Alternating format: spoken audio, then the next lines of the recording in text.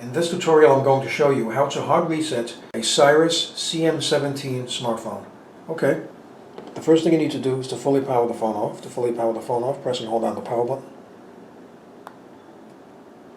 Power off. Okay.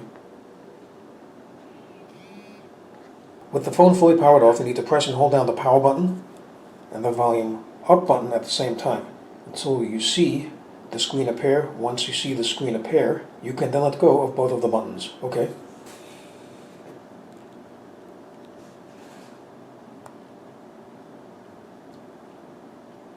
Let go of the buttons. Okay, now using the volume up button, select recovery. Now press the volume down button.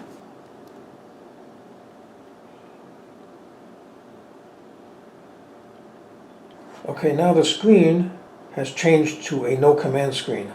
Now to continue and get to the recovery screen, what you need to do is you need to press and hold down the power button, and while holding down the power button, tap the volume up button. Okay.